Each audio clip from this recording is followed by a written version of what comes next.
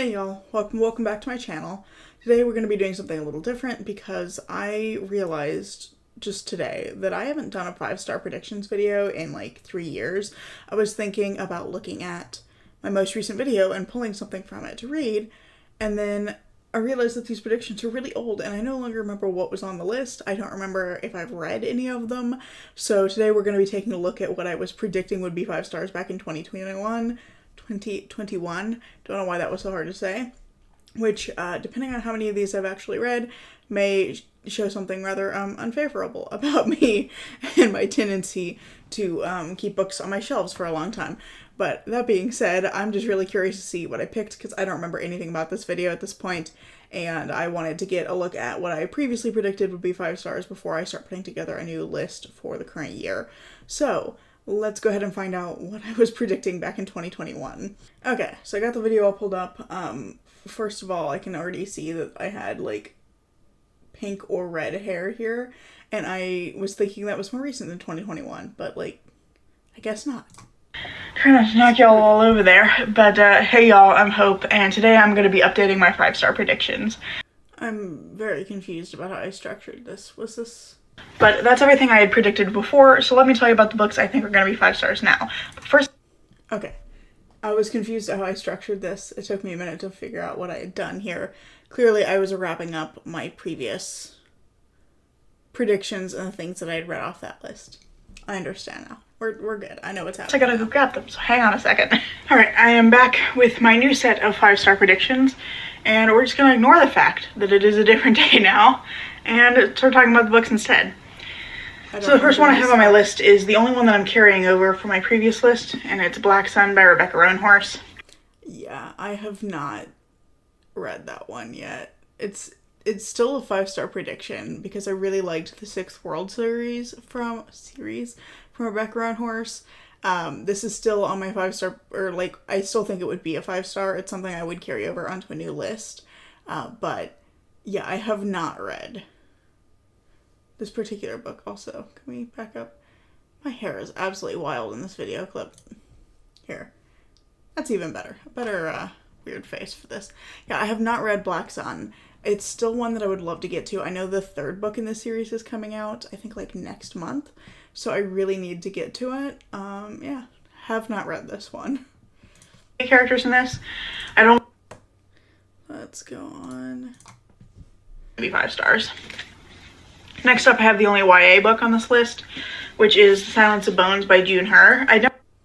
Stop moving the book past me. I can't pause that fast. Okay, I have read this one. I have read The Silence of Bones. I did love this one. I did give it 5 stars. This book made me cry. I sat at my desk and just like cried for a while after I finished it. Like, I just shut the book and I had to like sit there and think about the choices that had led me to reading this book for a little while after I finished it. But yeah, I did absolutely love this book. It's a really fantastic historical mystery following a young girl who is indentured to the police bureau, and she does various tasks for the policemen. But she's in the capital looking for her brother. This is why she decided to take on this kind of indentured position. She's looking for her brother who left the family and moved to the capital many years ago, and he stopped writing letters to her. So she is trying to figure out like what's happened to him. But she gets embroiled in this investigation into the death of a noblewoman, and through that investigation begins to form a close bond with one of the policemen on the investigation, and that relationship becomes like really important as they're working on this investigation, and he is accused of the crime itself, and she starts trying to clear his name. So that's the setup for it. I just love everything about this. I feel like it's a really slow burn mystery, and it's much more about the relationships, but yeah, I definitely did read this one. I definitely did love this one, and I'm actually very excited. I just got June Hur's 4th book in the mail the other day? No, today. I don't know what day it is. Time is a fiction. I didn't even realize it had been 3 years since I did this, so who knows what time is. However, I did just get her 4th book in the mail, and I'm really excited to read it. Moving on to the next one. Next up, I have a sequel to one of my favorite books, which is The Vampire Lestat by... Okay, so The Vampire Lestat, I have not read. I've read about 100 pages of it, as you can see from the bookmark that is sticking out of the book. sorry, I'm gesturing because this is on the screen over here. You can see there's a bookmark. Directions? What are directions? Right there. Sticking out of this book. That's as far as I got. I read about 100 pages of it, and then I put it down and didn't come back to it. I was reading it for a readathon. That was a terrible choice, because Anne Rice's writing is really slow. I will get back to this at some point, but I think part of me is afraid to read this book, because the first book in the series is a favorite from high school, and I think that part of that book just, like, really spoke to me, and I really, like, connected with it, and it's kind of hard to move on to the rest of the series after that. But eventually I will read this. I have not yet read this one, though.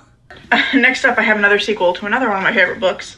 This is A Desolation Called Peace by Arkady Martine. I have read this one. This was, as I was about to say, past me was about to say, this is the sequel to A Memory Called Empire, which was actually at the beginning of the video. It was one of the books I previously had predicted. I was correct for both books. They're both fantastic. This is one of my all-time favorite series. It's pretty quick to get through since it's just a duology, but the second book opens up the world in some really interesting ways and adds a bunch of new perspective characters. The first book is just one character, and then we have like 4 or 5 perspective characters in the second book. It just made the whole world so much more interesting, and I guess not more interesting, but we got to see more of it, and so I was really intrigued by all of the new pieces of the world that we got to see, and the ending of this one is really bittersweet. This book also made me cry like The Silence of Bones did, and yeah, this is a book that I love. I think about it all the time, and I really want to go back and reread this duology at some point because it's just fantastic. So let's see, what was next? Next up is the only nonfiction book on this list. It's The Poison Squad by Deborah Bloom. I have not read this one. I have read another book by this author, but I have not read this one. I thought this was on my shelf more recently. I thought this was a newer edition than 2021, but here we are.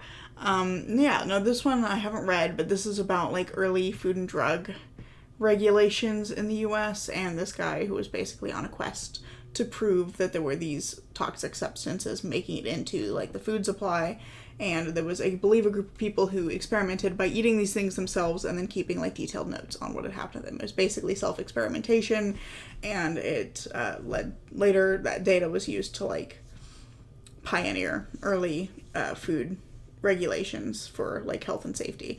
So it sounds super interesting, and like I said, I've read one book from this author before. I read The Poisoner's Handbook from Deborah Bloom as well, and I read that one all in one go on a car ride to visit family. It was like an 11-hour trip or so, and I read the whole book in the car for that trip, and I loved her writing. I felt like it was really approachable and accessible, and the way that she made the story in that one into what felt like more like a narrative, as opposed to just like throwing information at you. So I just really enjoyed the writing in that first book of hers.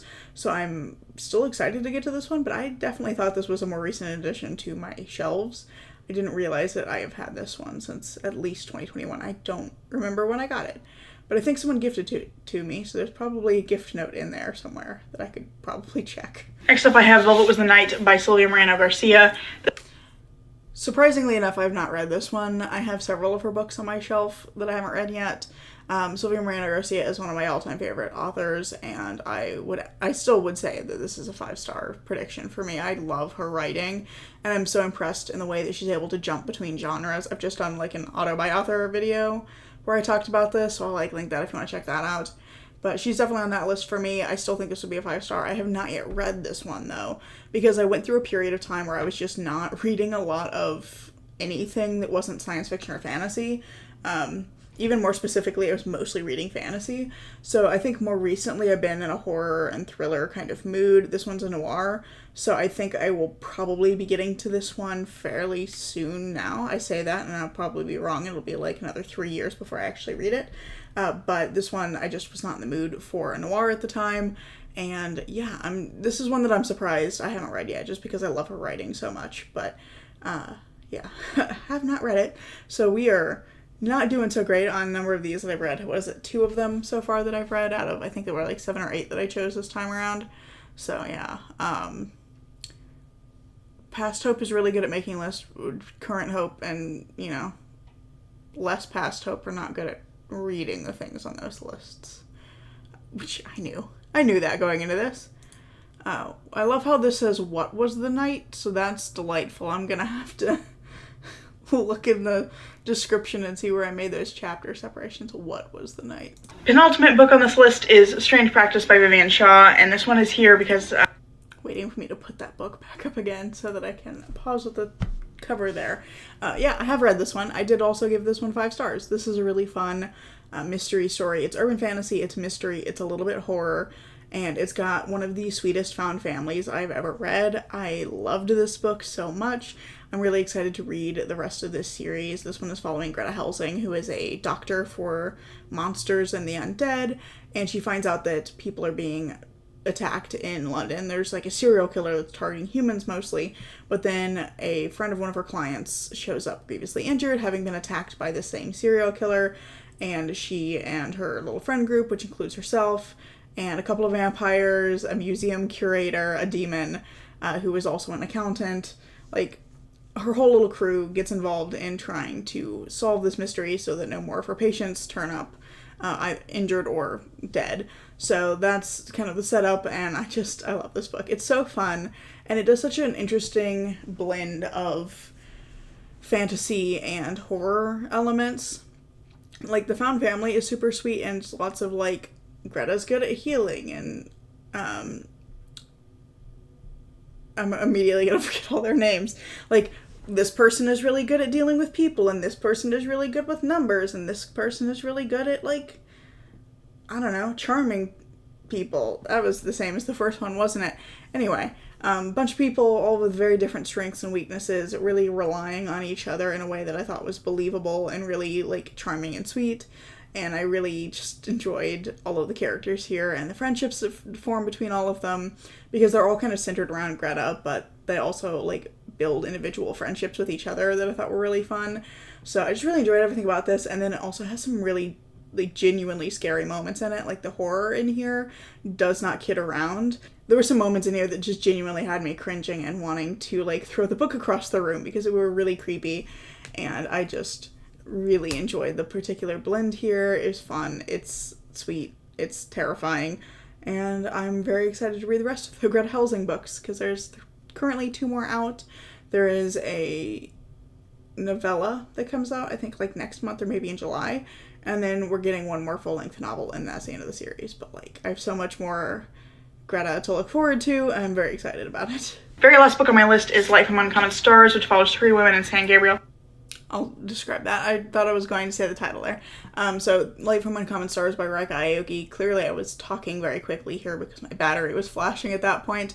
But this one I have not read. So that's, 3 out of 7 or 8 that I actually have read.